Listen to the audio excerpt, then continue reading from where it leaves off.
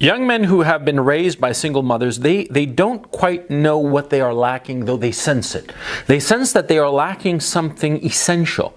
And they look at their peers who were not raised by single mothers, but rather raised by a dutifully constituted family, that is, a mother and a father, and raised right. And those guys seem to be so much more successful than young men who were raised by single mothers. And so the obvious question is, what to do? You're raised by a single mother, and so what are you supposed to do? What's going on? Where do you go? This isn't a trivial problem. A young man who's been raised by a single mother knows that he is lacking something essential in his makeup, but just can't quite identify it because he's so wrapped up in his own problems. And he knows that he is lacking something and just doesn't know where to go. And of course, the current society is not giving any kind of advice about it because they're saying that, being raised by a single mother is hunky-dory. It's all great. It's all peaches and cream, right? Where you and I and everybody, we know that that's so much bullshit, but that's the contemporary lie that's being spread around. That being raised by a single mother is perfectly fine, A-OK, hunky-dory. It's not, of course. Being raised by a single mother is a disaster for most young men.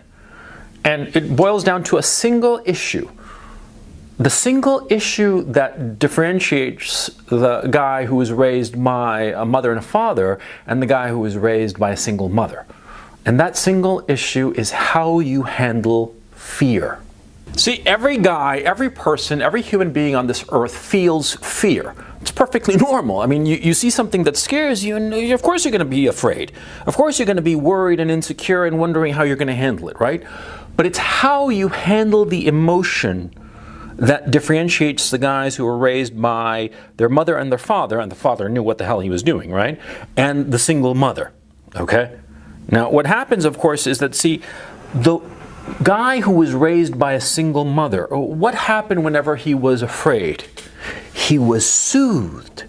His mother would come and soothe him, and he was afraid of whatever was going out in the world, He was a 4-year-old scared of the dark, or he was a 20-year-old scared of changing colleges or whatever. What would the mother do, the single mother? She would do the best that she could. She was not a bad person, on the contrary. She was a hard-working woman, and she would do the best that she could. And what was the best that she could do? She would soothe the child. She would soothe you. She would soothe you of your fears and worries. And so you'd be soothed, but you wouldn't know how to handle your fear. Whereas, what does a father do? A father teaches a son how to handle his fear, or more properly, how to get over his fear. And sometimes he pushes and shoves the child into handling his fear. Sometimes not particularly adeptly, but enough so that the kid learns the tools or gets the tools to handle whatever fear comes his way. Let me give you an example. Suppose you're a 6-year-old, right? And you're learning to ride a bike, right? You get on the bike, and of course you wobble around a little bit and you fall and you scrape your knee and it hurts and you get scared, which is perfectly normal, okay? I mean, that's perfectly fine. We've all been there, okay? Of course we have, right? What does the mother do? The mother goes there and kisses the boo-boo away, soothes the kid, and says, oh, don't worry, you don't have to go on the bike. And that's the mistake. That's the mistake that she's making, and she's not making this mistake out of, being an evil woman or something like that. On the contrary, okay? And the mother wants the best for the kid, and the mother instinctively only knows how to soothe the kid. But the father, what is he going to do? He's going to tell the kid, well, yeah, of course it hurts, but, get back on it. Get back on the bike. Go again. And of course, sometimes the kid is not going to want that. And sometimes the father, ham-fistedly, not very clever in a psychological sense, he's going to start yelling at the kid and tell the kid, get on the fucking bike, kid. Go and ride the fucking bike, right? And the kid, of course, is going to be traumatized and all the rest of it, but he's going to get on the fucking bike, right? Yeah. And the kid the father will force him, and sometimes, like I said, ham-fistedly.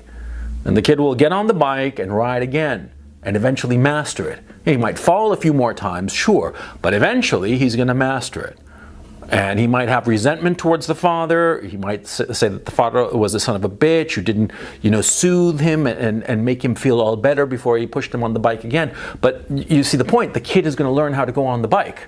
He might wind up hating the father, but he's going to be riding the bike. Whereas the kid whose mother just soothed him and calmed him down and told him, oh, you don't have to ride the bike if you don't really feel like it. What's going to happen with him? He's going to be afraid of riding the bicycle. He's going to be terrified of riding the bicycle. And riding the bicycle will become a bigger and bigger thing in his imagination. And it will be something that he will never be able to overcome. Unlike the other kid whose father pushed him. You see what's going on? You see how simple that dynamic goes. Huh?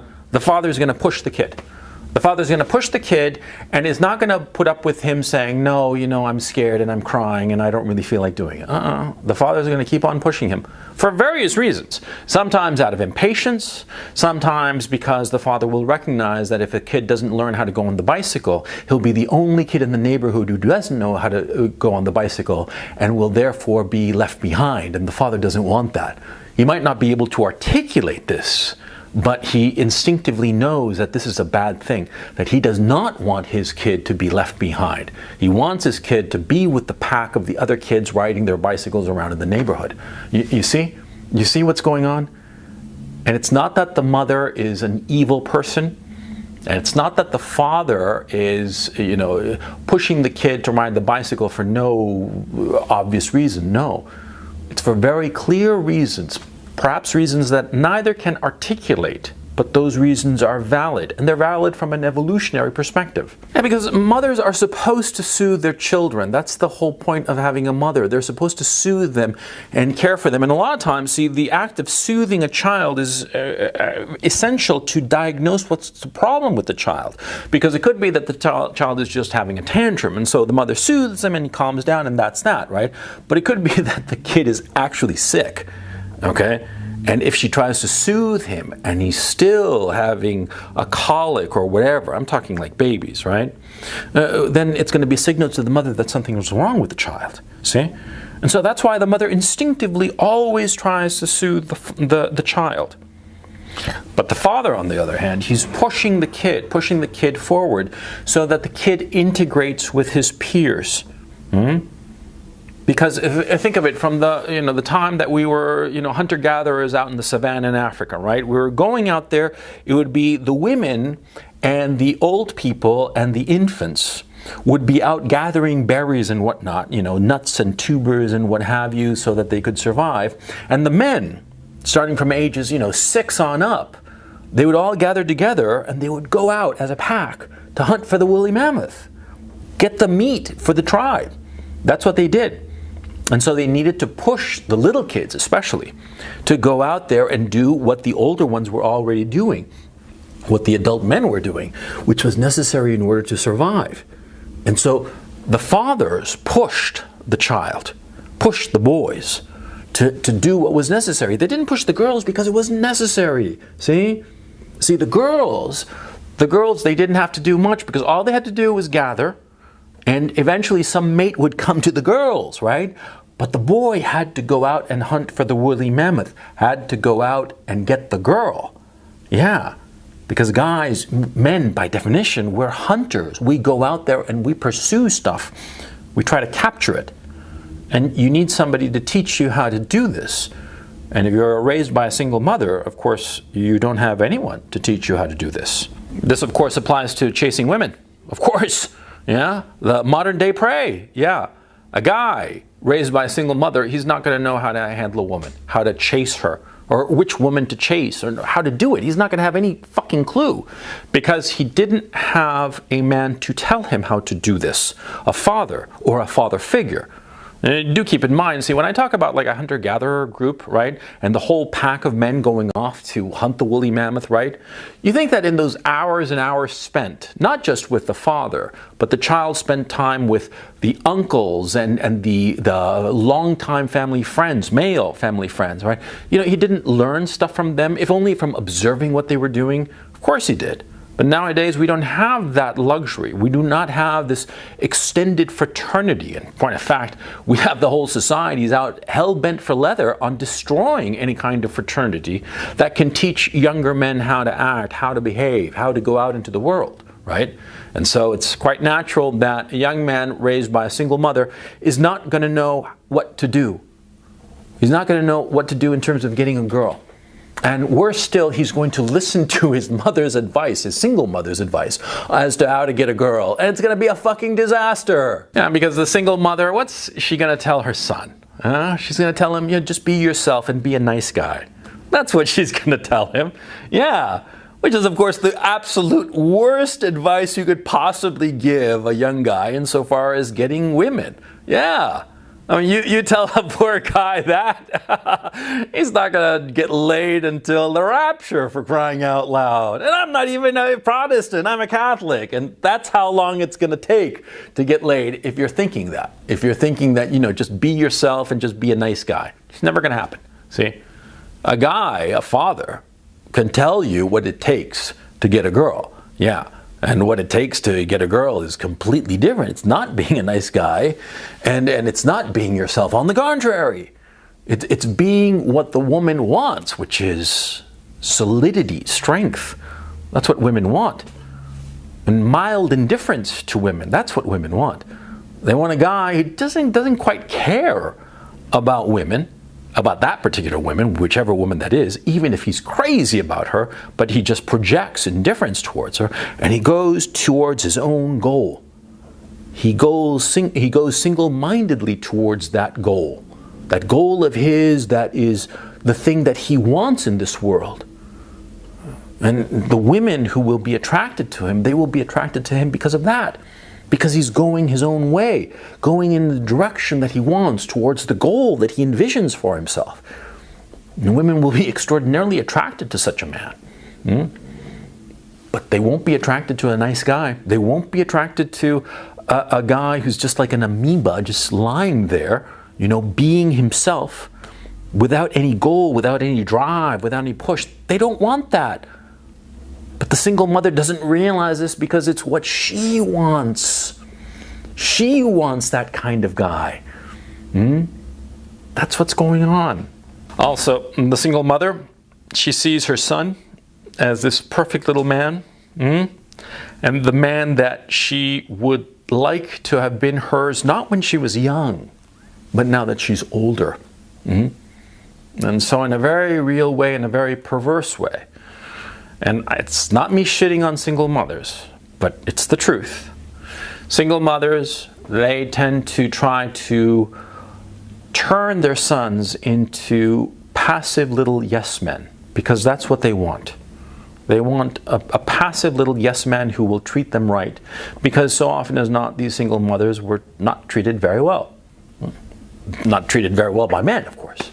And so they want the man in their life, the son. They want that man in her life to treat her as she wished she had been treated, but was not. You know, it's the truth, you know. And you can say that it's a little weird, or this or that, Freudian, blah, blah, whatever. I don't care. That's the truth of the matter.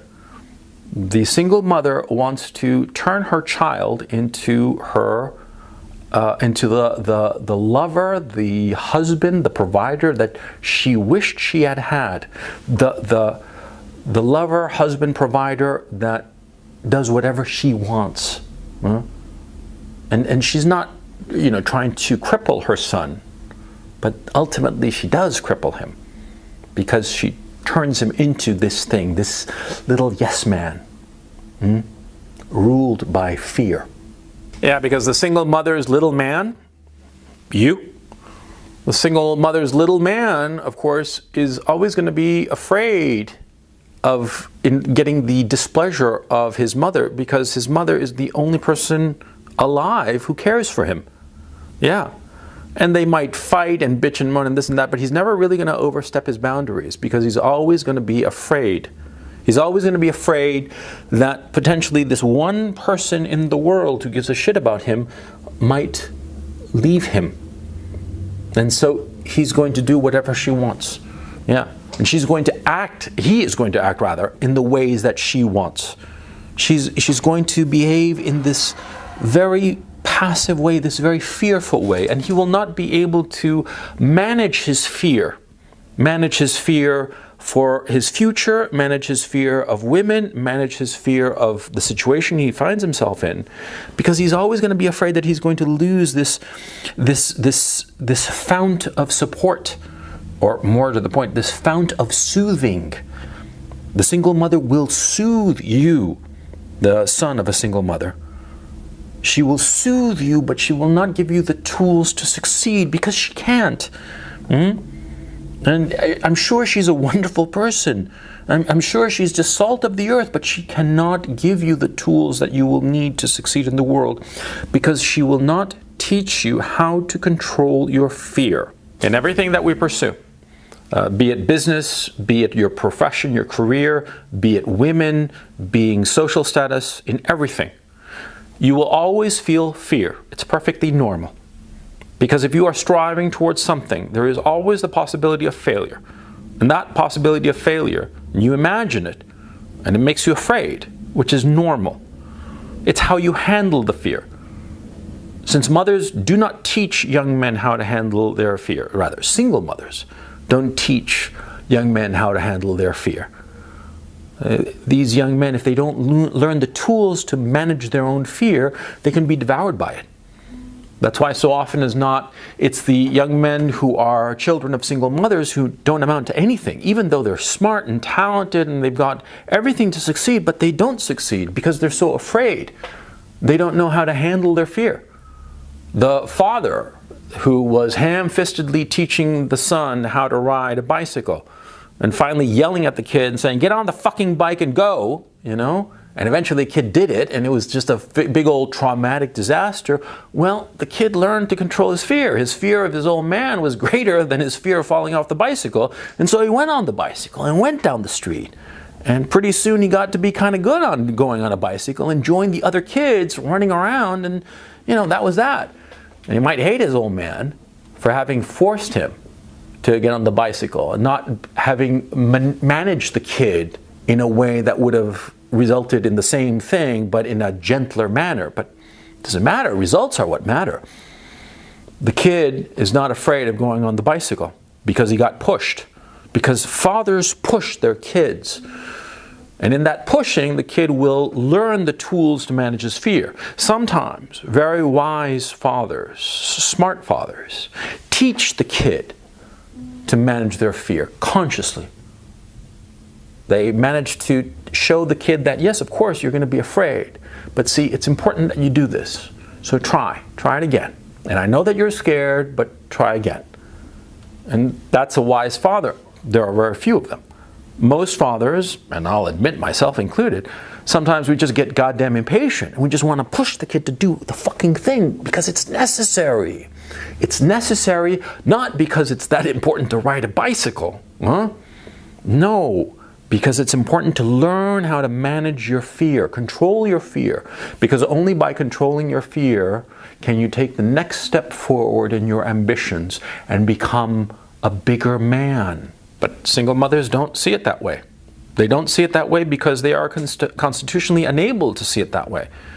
In point of fact, they get upset when the father pushes the kid. I'm talking about in a regular marriage, okay? It happens all the time. Yeah, whenever I push my kid to do anything, his mother is always on my ass. Yeah, oh, don't do it, and blah, blah, blah, you know. But the kid and I instinctively know that it's what he needs, yeah?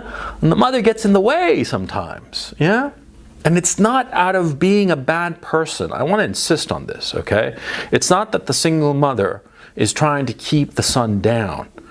It's just the way that women are. It's the way that mothers are. You're a young man, or maybe not so young. You're the child of a single mother. And your life is probably filled with fear. You're afraid of everything. And that fear has paralyzed you. That fear has paralyzed you and kept you from achieving the things that you wanted. Achieving the things that you wanted in your career, perhaps. Achieving the things you wanted with women. Achieving those things that you want insofar as social status. Well, I'll tell you, it's never too late, okay? It is never too late to turn your life around. I don't care how old you are or how far gone you are. It is never too late to change your life around. And this particular problem is actually easy, okay? The thing you have to understand is you have to manage your fear. You have to learn to control it. You have to understand that your fear is a horse that you are riding on. And what you have to do is grab the reins of that wild horse and pull back until that horse stops. This is an easy thing once you become self-conscious about it, once you become aware of it, once you understand that fear is always with you. And the only thing that changes is how you control and manage that fear.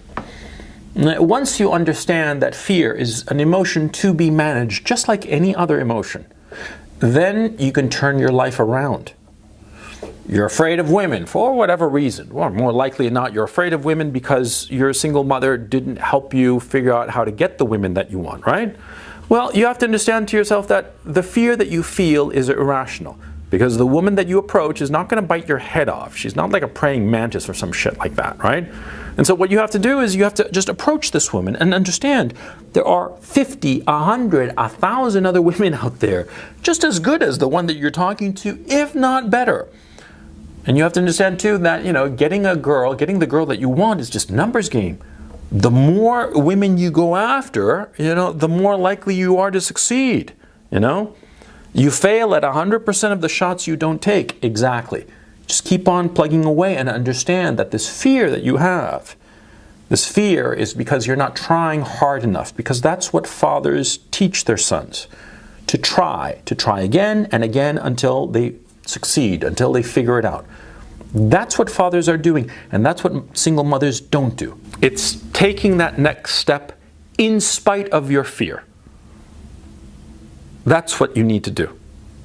You who are paralyzed by fear, you who were raised by a single mother, you who know only that whenever you're afraid, someone will come and soothe you.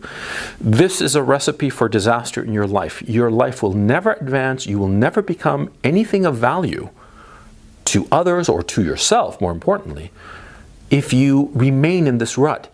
And what you have to do is that whenever you confront something that scares you, you have to push forward. No matter how much it scares you, you have to just push forward and understand that the failure will hurt far less in the long run than not trying. And you have to understand that the single mother who raised you, the single mother who paralyzed you with fear because she soothed you as opposed to pushing you forward, she meant no harm.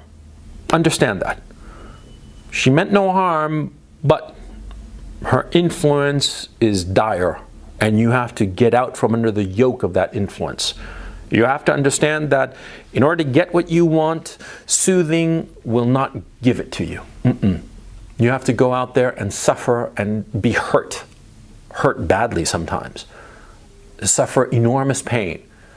Just like riding a bicycle, you're going to skin your knee. Sometimes you're going to skin your soul to get what you want. But what you have to do is get up again and go again. And resist the temptation to turn into a ball and wait for someone to soothe you.